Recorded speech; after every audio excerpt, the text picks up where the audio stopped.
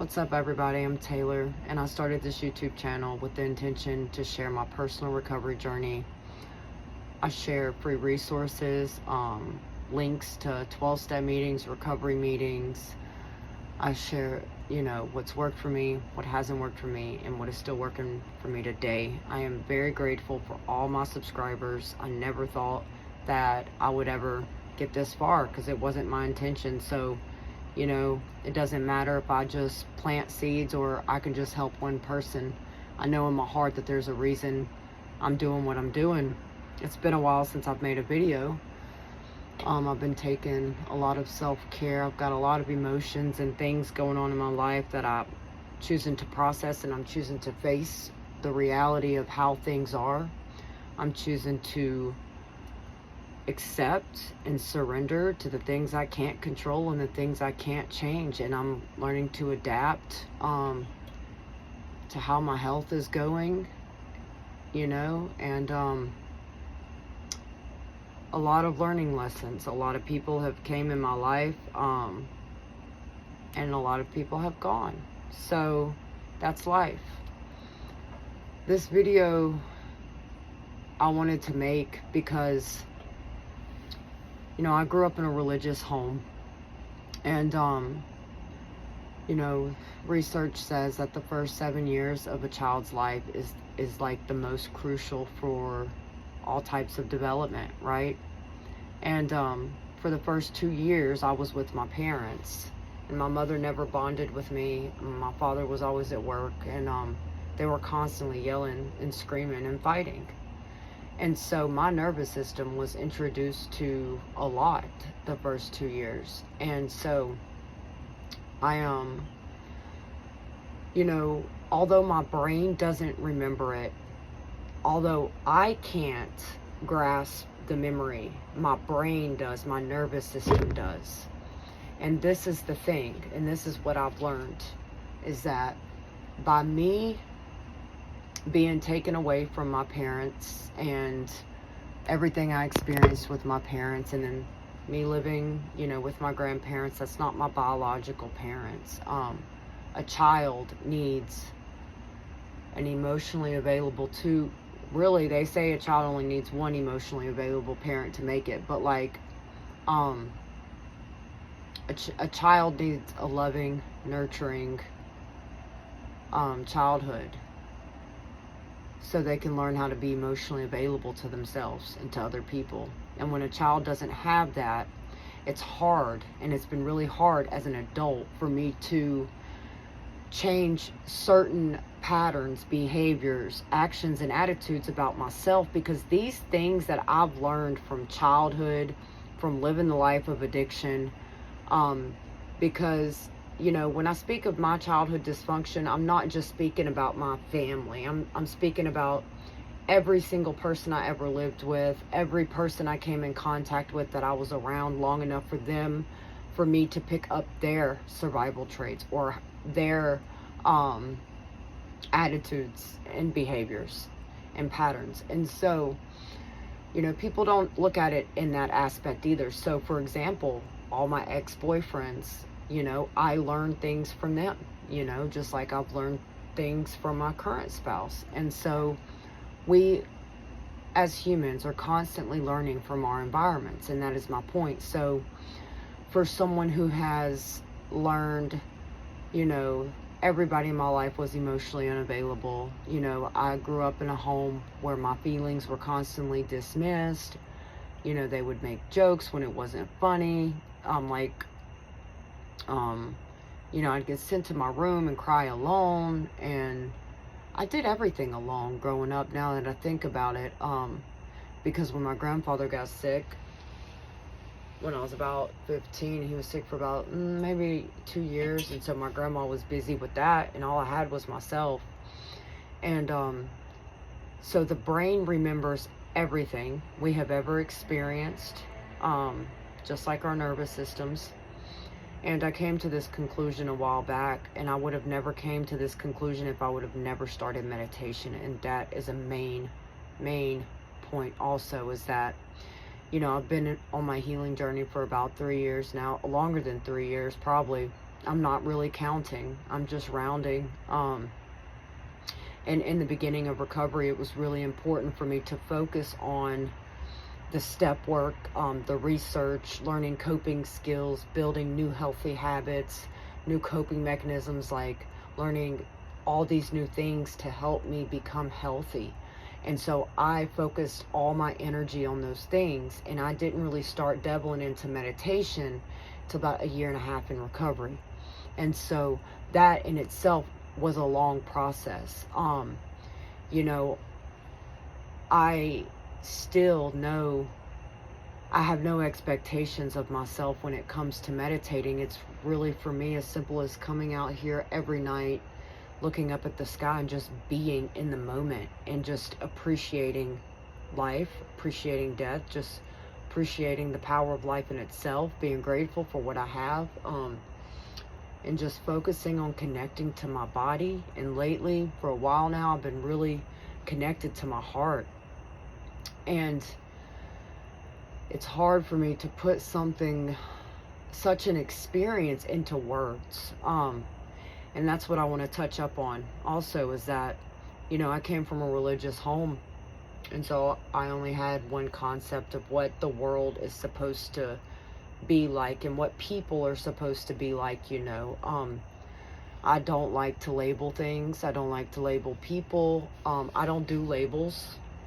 And, you know, I've came to the conclusion, and this took a lot of inner work. This took a lot of me reaching within myself and feeling emotions that I never thought were there, honestly, that I didn't know were there, and me investigating and being open-minded enough to want to understand. You know, when I hear the word God, and when I came into recovery and I would hear the word God, I would get angry. That used to be one of my main excuses for leaving Alcoholics Anonymous, is like, you know, I could not get past that concept. And then I realized, you know, I have a choice to change the vocabulary. And, you know, the thing is it's not that I was mad at God, because through my healing journey, I realized it was the people who taught me about God. It was the people who didn't teach me the things I needed, the life skills I needed to survive, and to like thrive on an emotional level, you know. And I came to a conclusion that, you know, all these different religions, all these different labels to classify and put people in a box, like agnostic, atheist, and I'm sure there's a long list of words to follow, all these different types of belief systems, right? And I was thinking, and I was like, what is a belief system?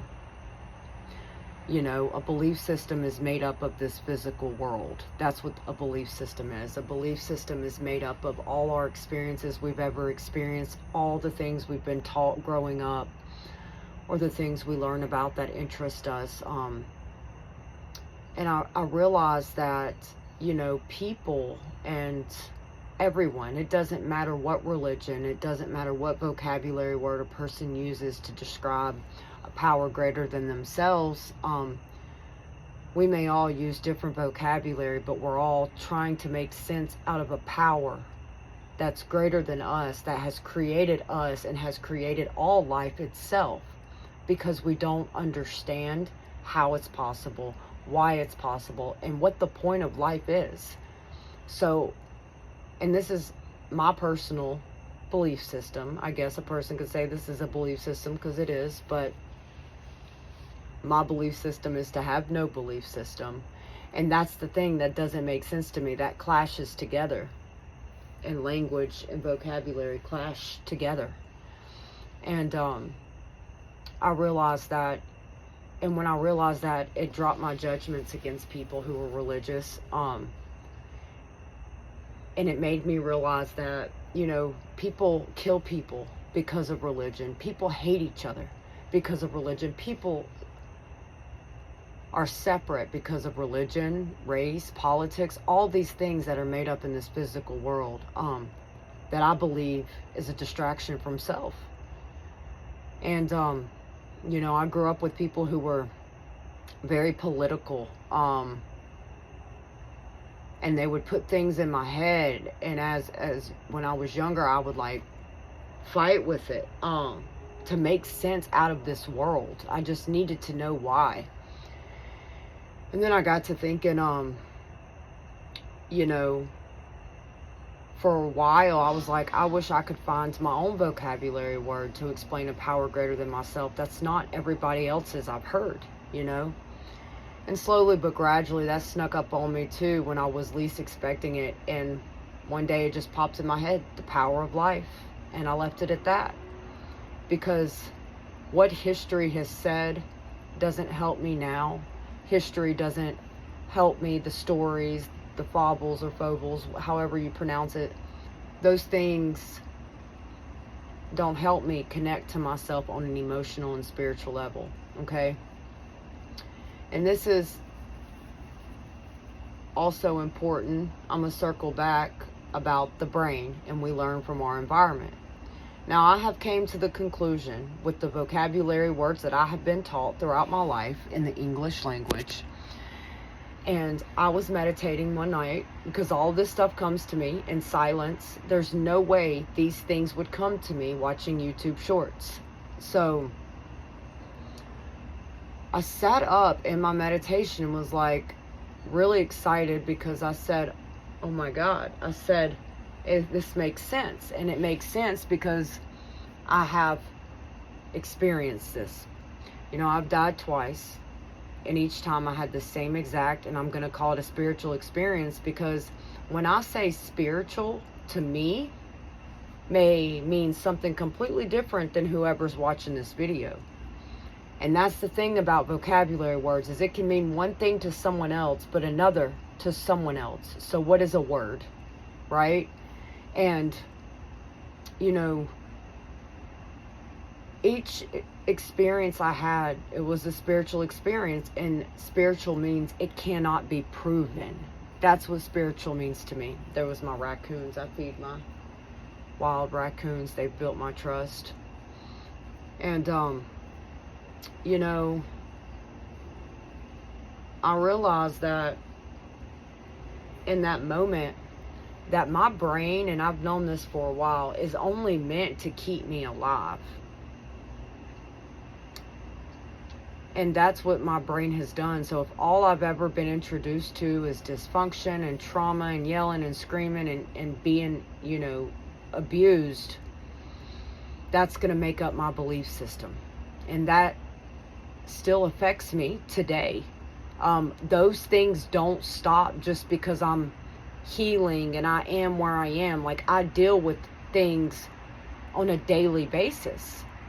But the difference is that I am aware that my brain and my nervous system is reacting to the things it is reacting to, okay? And I'm able to like have that self-awareness, which helps me be able to choose a different reaction. And it really irks my nerve when I see all these YouTubers and stuff, you know, trying to sell enlightenment, trying to sell something that can't be sold. And I realized, based on my own personal experience with dying and coming back, is that intuition in me is my soul, is my consciousness, right? And, you know, my consciousness is, I feel like it's in my heart. I don't know for a fact where it is, but that's where I feel like it really is. And, you know, because like, you know, I can think of things before they happen since I've started meditation and I've been unblocked. I get bad feelings, and then something bad happens, and it's always like not in my head, it's always like here. And the more I connect to my heart, the more things I start to see the reality of. And I realize that my consciousness and my brain are trying to coexist in this body.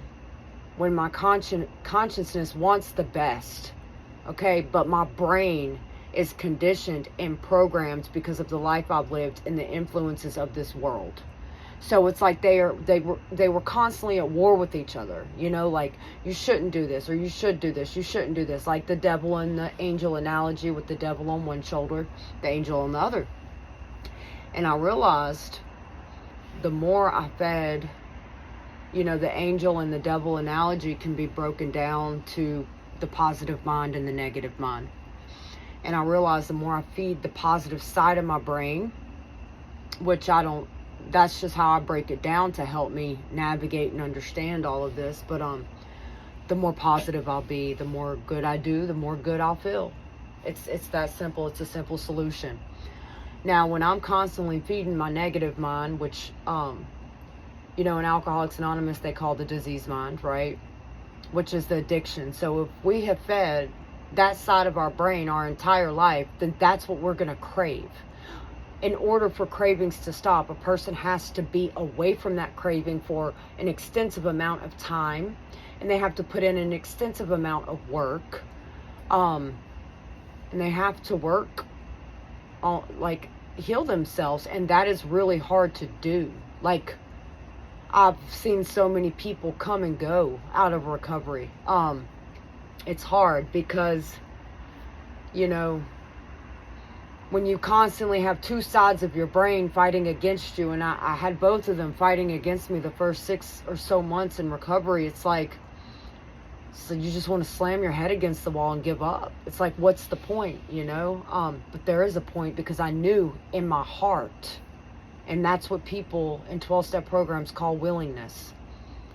And that's what I call willingness. I knew in my heart that I needed to go through that to get to where I wanted to be. And that was my intuition. That was my consciousness, my soul, or whatever, because I've learned to allow them to coexist by making a different choice to live a different life. And until a person can make a choice to live a different life, they will always be at war with themselves. And, you know, I'm choking up right now because so many people in this world are suffering. So many people are blocked. And I also thought to myself, I've walked the path of life alone my entire life before recovery. But since I've been in recovery, I've also walked it alone. I've walked this, I have a support system and stuff, but this is my point. I've walked it alone. But the difference is that I've learned to love myself, and I've learned to forgive myself. I've learned to have compassion, and I've learned to show up for myself. And I've learned to talk to myself with respect and encourage myself and motivate myself. And that is how I've gotten to where I've gotten. I have connected and I have tapped in to myself, my energy, my natural state, whatever vocabulary word a person wants to say, and the power of life. And it's really as simple as going and sitting outside in silence. How can I grow and how can I change if I'm constantly distracting myself? And so my point is that I had to drop the labels, and I had to be able to dissect my belief system, and I had to really work on that. And meditation has been my solution. Since I've started meditating, I don't research as much. I don't do as much step work. I do step work, but in the beginning, I was doing whatever. I mean, I was like going hard with it, like I did an addiction. That became a new addiction for me. My phone was an addiction. You know, like, addiction is addiction. It doesn't have to be a substance. People can be an addiction. Love can be an addiction. And I also want to say something very important that I've realized also is that You know, I like what Buddhism has to say about just the principles of life and things like that, because it's similar to 12 step. It's just different vocabulary, that's all. But I had a book and it spoke about Buddhism, but as it started talking about, it was by Pema Chodron, that's the best I can pronounce it, and the name of the book was How We Live is How We Die, or How We Die is How We Live. And as I'm reading this book, it brought back some heavy, intense emotions for me because of, you know, me dying twice and coming back and the experience I had, because it's interesting to me how Buddhism talks about the experience I had. But what I find even more interesting is how in the fuck do they know what happened and how many stages this individual went through when they died, right? To remember, to come back, to write a whole freaking manual on what happens when we die, okay? And that's my problem with this stuff, is that I don't have to believe it all, because my brain and my heart is like, wait a second, that's just impossible. No human being can do that. You know, just like in the Christian religion, people always highlight Jesus, and Jesus was a human being just like all of us. And I believe that Jesus had the power he had because he was connected to the power of life. But we are so distracted, and the things that we are taught makes us less powerful.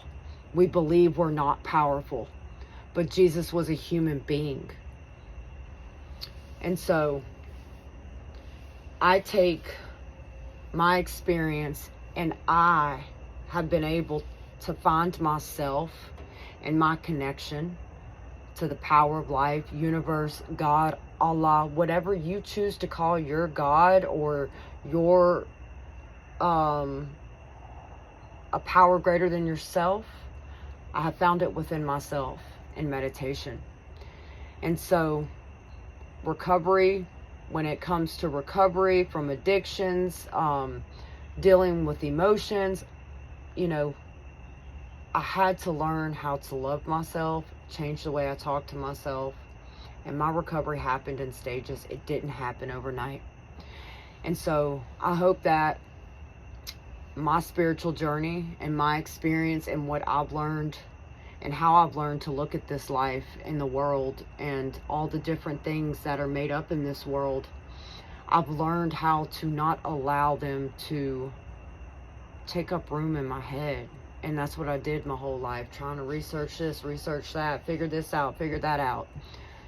And it's just an endless loop. And I had to stop distracting myself.